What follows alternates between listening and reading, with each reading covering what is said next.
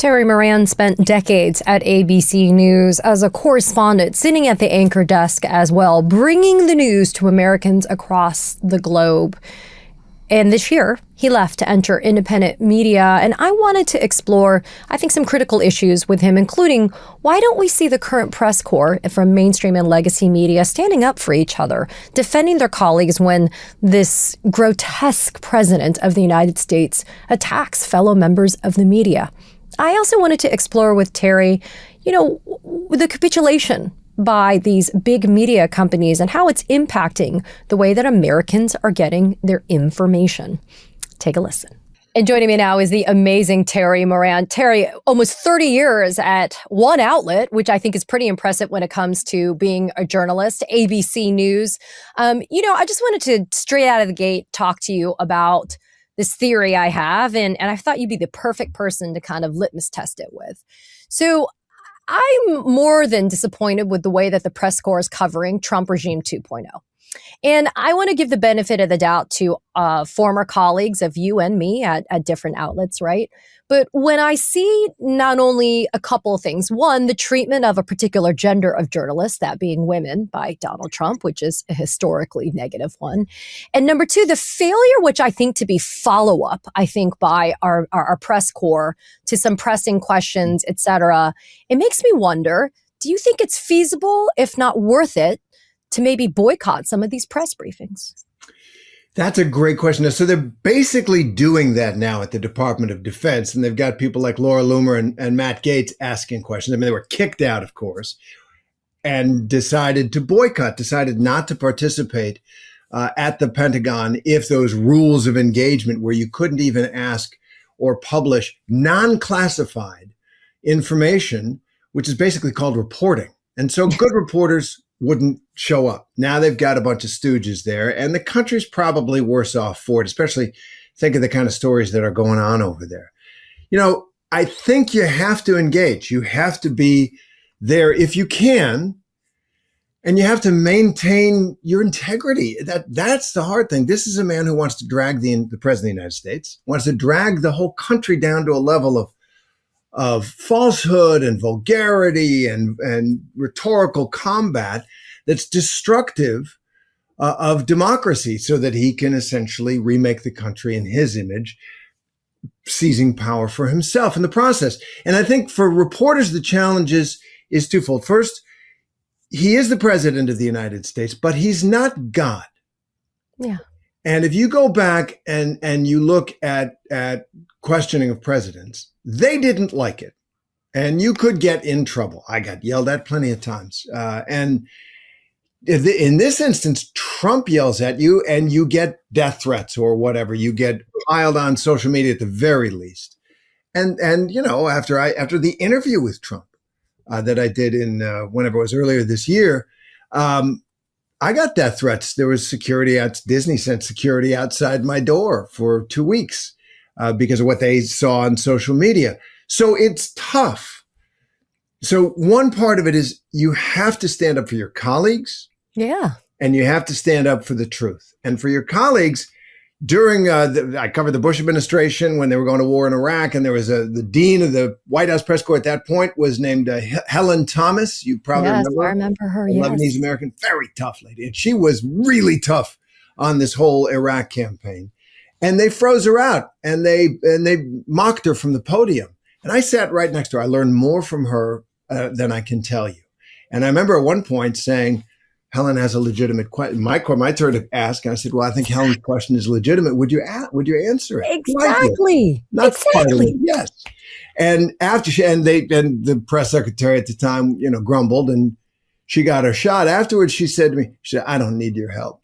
I said, "We're all in because she was tough," and I said, "We're all in this together." So you have to stand up for your colleagues, and then if he's spewing lies, which he does, falsehoods, whatever. You do have to pick and choose your spots, but you can't let them go. You have to find something that is salient, that's important, and that stands for the whole spewing, and call them out on it. And once again, not fighting with him, not groveling before him. He is your equal. He's no different he's literally no different than somebody you meet on the street. And if you can approach that person with courtesy and yet standing up for who you are, if they use racial slurs, you politely say, sir, that's not right. There's a way to say, sir, I understand what you're saying about immigration, but there's 200,000 Somali Americans in America, and that's unfair. And you say it with politeness and the respect due to the office. It's hard, but you have to do it. I'm going to play some really quick sound for you, Terry, and then I'm going to have a question for you on the other side, but take a listen. So he dictated a couple of memos to himself, give me a break. You're going to find out what did he know with respect to Bill Clinton, with respect to the head of Harvard, with respect to all of those people that he knew, including J.P. Morgan Chase. Sir, Yeah, if Jennifer, there's go nothing ahead, go ahead. incriminating in the file, sir, why are you acting as a... Quiet, begin.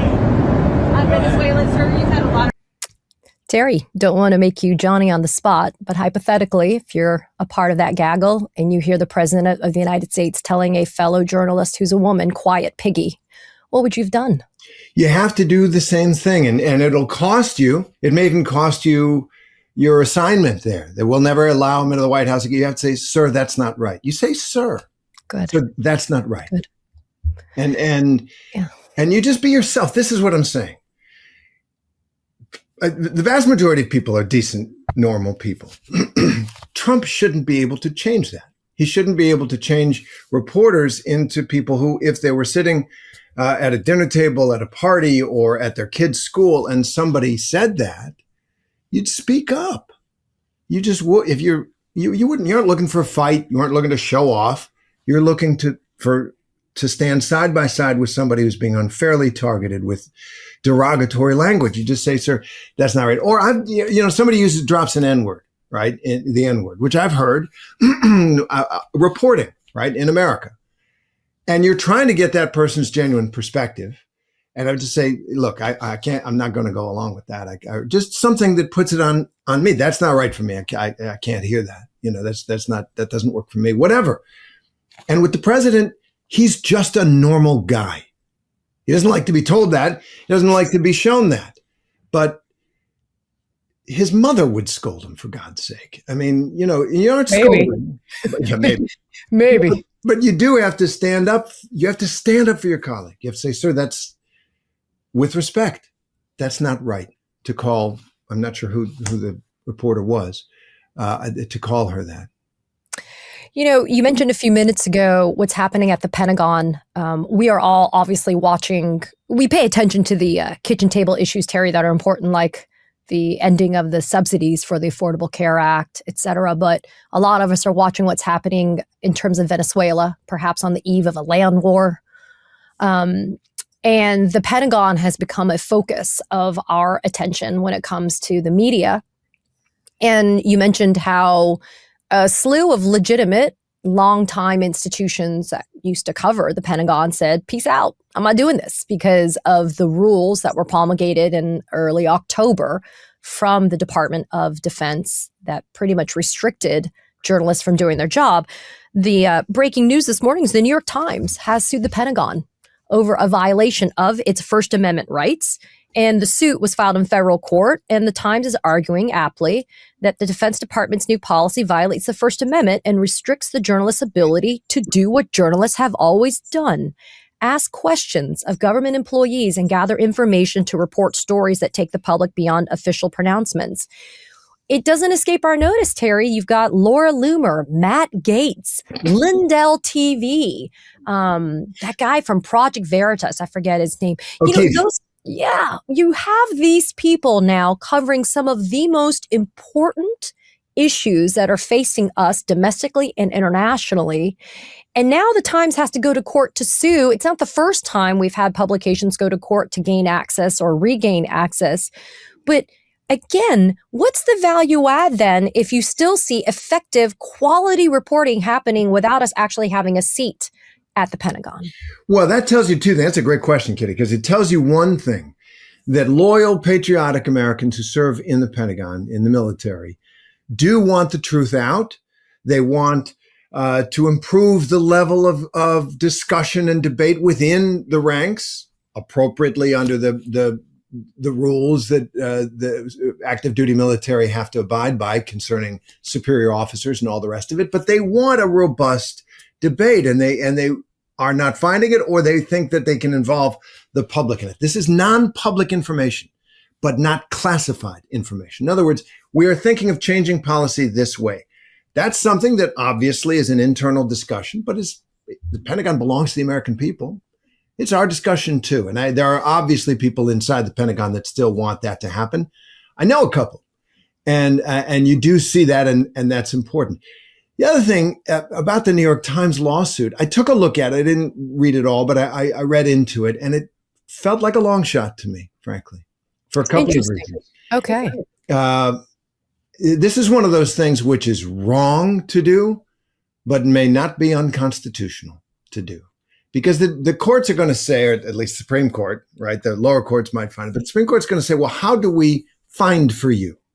How do we distinguish you from Terry Moran, who's sitting behind a desk? Does he have a right, a First Amendment right, to cover things? And you know, the Times will say, well, the previous policy established certain guidelines for who gets access and news organizations. But you and I are sitting here making a difference in the American conversation, I like to think. And I know you are, and I'm trying. And I don't think they want to police who is a journalist, who is not a journalist. And then, more important, and this is the way the Supreme Court has been acting, they will defer to the executive branch, especially in military affairs, and say, how are we going to second guess what they think is proper for the security of the country? We don't have that expertise. We aren't serving. And yet we all know what we're looking at. We're looking at an attempt to manage the news by quasi-censoring, or certainly banishing any serious reporting from on-site. And that's Orbanism, right? That's authoritarianism. And the courts aren't the tool. Elections are. And I just think that I respect the New York Times for filing this suit, and I could be wrong. I'm not a lawyer, right? I covered the court for a long time, but I'm not a lawyer. But as I looked at it, I could hear certainly what the Supreme Court is going to be asking about. And I think they would have to take a bold step, which is something they haven't done in a while, and seem very reluctant to do around Trump. I mean, look, any moment now they're going to hand down this their emergency docket opinion on whether or not Trump can put National Guard troops on the streets of Chicago and other cities. And the fact that it's taken so long is bad. So I think on the journalism side of it, you know, the splintering of journalism, and really let 1,000 flowers bloom journalism, including these, makes it harder for institutions to deal with the press. It's more like 18th century America, right? Tom Paine and Ben Franklin and all the rest of them, who were issuing pamphlets, and that's what all these new outlets, new media are, and that will cause a problem in accessing government information and government officials. The Pentagon under Hegseth is being dishonest about that, and they're just saying, we don't want you unless you do what we say, and you can't knuckle under to that. So I don't know what the out is, except a pressure from the American people.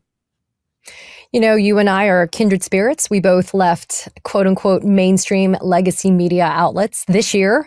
It's kind of been a chaotic year, has it not? And it kind of feels like it was a long time ago, and yet just yesterday for you and I. I mean, I certainly don't consider myself to be in the caliber of the excellence of journalism that you have shown consistently for decades in this profession. But you and I are now swimming in this space, and I just kind of wanted to take your temperature, man. We're at the end of 2025.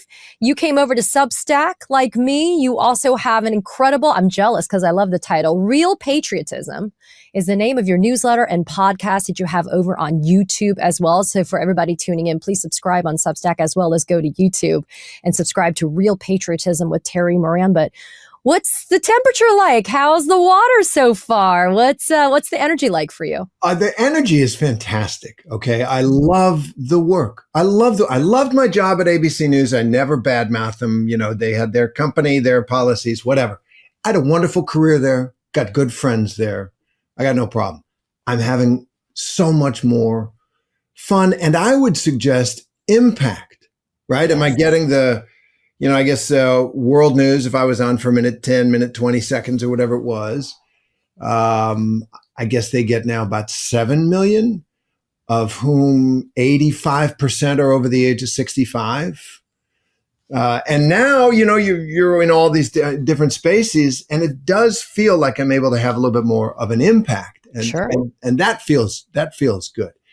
But the work itself, work unbounded by, frankly, the corporate interests, yes, certainly, of Disney and of ABC News. But more important than that, even, the old model, which I'm afraid isn't sufficient to meet the moment, where there's kind of corporate approved language and ways of approaching things that worked and that generally work, where you're trying to this side, that side, this side, that side, even if you have a personal disagreement with it, or even if it is a radical change in policy. This is different. Yep. And that language can't meet the moment. During Trump's first term, inside ABC, I was saying, stop freaking out about every tweet. Look at what he's doing. And what he's doing, well, you may not like it, a tax bill, China and trade and all that stuff, building a wall, all that stuff. It might have been horrible to you, but it was within the boundaries of the presidency as we knew it. Cover the presidency, I said. Don't cover the show. That's what I said inside ABC News. They didn't listen. Now, this is the emergency. This is the attempt to remake the American democracy in a different image altogether, the image of Donald Trump, his glorification, his power. And that is an emergency that the even-tempered language is not sufficient to describe. I got fired for describing, I believed accurately and fairly, Stephen Miller and Donald Trump as world-class haters. And I used pretty strong language. And when I sent that, I looked at it before I sent it. And I thought I knew, okay, I've been in trouble at ABC before. And I thought, well, that's hot, but it's a description. I'm describing something true and accurately. Yep. And that got me fired because they can't really use the right words, the right terms, the right coverage for what is actually happening. And now they went crazy. The ABC went nuts on Trump in his first term because he was a boor, basically, because of the language that he used, which matters. The language of the president, look at the way we were just talking about how he talks to people. That matters. But now they're pussycats. Now not a peep out of them. You go back and you look at the coverage of President Trump in his first term, especially in the early months, but right through it, the language that David Muir would use, the anchor, and, extreme language trying to basically point a finger for a tweet, the tone of disapproval. I don't like his tweets, but now it's not. Tweets are the last worry this country has, Yeah. And they can't find their voice. And relevant to what you're saying, Terry, is, and again, you may not have anything negative to say about your prior employer, but I certainly can. Well, and sure. the capitulation was, ABC was one of the first, let's be honest, with the George Stephanopoulos settlement on a defamation suit that was bullshit and should have been defended. And George should have had the defense that it merited.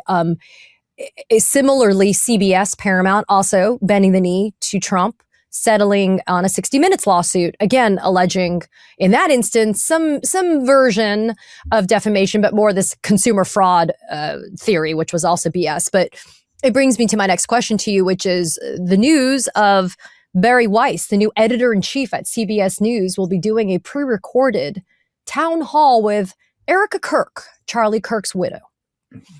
It'll be a primetime slot. It's going to be pre-recorded on December 10th. Will air on December 13th, primetime, 8 p.m. on CBS. And according to the release, the information, Terry, it's going to be, quote, focusing on grief, faith, politics, and more. I don't know if I ever would have thought CBS would platform Erica Kirk. And I don't know if I ever thought it would happen with the facilitation of the editor-in-chief of CBS News. I wanted to get your thoughts on, is this the new legacy media pivot that we're seeing in this particular administration. There's no question about that. It is the new legacy media pivot after the legacy media is taken over by essentially Trump cronies. The Ellison family are basically Trump cronies. And that's the playbook. That's the playbook out of originally Putin's Russia, then Orban's Hungary, then Law and Justice's Poland, and on Erdogan's Turkey. This is what they do. They strip media assets either through law, and Trump wants his FCC to do it, or they get their cronies to buy him up. And then slowly, the voices that you hear, that you have major access to, are all singing the same tune. And it's the autocrats. It's the authoritarians. In this instance, we aren't there yet by a long shot, but it is a sign of what crony media does. And I think there's, rich evidence of that. And I would say there's a big difference between the corporate controllers, whether it was Ellison or Disney or, anyone who controls the corporation, and the journalists. I'm distinguishing when I say I have no complaints about ABC News. I got no complaints about ABC News. Good people are there doing their best. And I think failing, but doing their best. Disney and the big corporations, it's a different thing. In the heyday of diversity, equity, and inclusion and all that, and the great reaction to Trump, Disney and the other corporations were slavishly liberal. They were like, they were so far progressive. There was an edict that went out. You wore a purple tie on Trans Awareness Day. All the anchors. I mean, it was crazy. And now they didn't believe a word of it. They didn't believe it. They're all now taking tea with Trump whenever they can, right? And giving him great big diamond presents and all this. They're just groveling before him. They didn't believe a thing. They don't believe anything. And that is a problem for media. Corporate control has demonstrated that the people won't get the straight coverage because they will kill it. Remember, ABC killed Epstein's story. That's right. Long ago. Over the course of the 27 years that I was there, it was clear to me that lawyers and standards and practices went from defending the journalism, making journalism possible, to defending Disney and making sure nothing bad happened to Disney. And there was never any bad publicity or God forbid, a lawsuit or anything like that. And I think that's a huge problem. And what you're seeing at CBS is the takeover by a Trump crony that is going to make sure that America gets the news that Trump wants out of CBS. I feel sorry for people who are there. I wanted to switch gears a little bit and exercise a point of personal privilege with you. I was unaware of this until I was preparing to speak with you today, that you lost your mom to complications from Alzheimer's. I did as well. My late father passed away on Father's Day 2019 from complications from Alzheimer's and Lewy body dementia. Terry, you have a beautiful family. You're very proud of your family and your wife, who I've been enjoying meeting a little bit, tidbits here and there as she's been doing some of the shows with you. I wanted to kind of, though, and I've been asking a lot of my guests, especially this month, to kind of take stock a little bit as we wrap up 2025 and just kind of your thoughts about where we find ourselves. It can be a very difficult time of the year for a lot of people. Yeah. But it can also be one full of joy and hope. So I was just kind of wondering, because again, you and I both have had a little bit of a crazy year professionally and kind of personally, right? A little bit. So just wanted to get a few thoughts from you. Oh, that's great. And I'm sorry to hear about your mom. It's a terrible, terrible disease. Thank you. And I think about her a lot, actually. I lost my dad when I was 22 years old. And so I think my mom really in my adulthood was the person that I was closer to. Obviously, I loved my dad, but my mom, I think about her a lot, and always with a smile. I think she would have been proud of me. And so my dad. The reason that I'm here is because they raised me a certain way, and I hope I'm living up to that. And as for this year, God, it's been tumultuous, right? It's been so challenging, and I feel closer to my family and to my work than ever before. Those are blessings. I could use a lot more blessings in other ways, but certainly the meaning in my life seems to have deepened. my soul is full of purpose and joy. And I feel closer to my family, and I'm grateful for all that. I also feel closer to our country. I mean, I've probably become radioactive to some people. I'm actually basically a centrist. I just think that in order to tell the truth about this moment, you have to tell the truth about what Trump is doing. I look at that cabinet meeting and I'm like, when they grovel before them, when they all sing his praises, oh, you stopped the hurricane. It's very North Korean, is it not? It's very like, oh, dear leader, oh, supreme leader. And I've been to North Korea, and it's like North Korea with kind of less kimchi or whatever, but it's gross, it's disgusting. And I will look at those people. Many of them, most of them, are people who have had significant achievements in their lives. Yeah. They did something. They built businesses. They're governors. They ran for office, made a difference. And Marco Rubio once was a serious man. He was once his own man. And they have to grovel?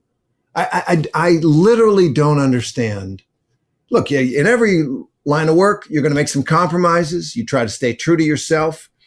But I don't understand how you pay the cost that they have to pay to sit around that table and to do what they're doing to the United States. I'll tell you one fun, when I got to ABC, 1997, now 28 years ago, and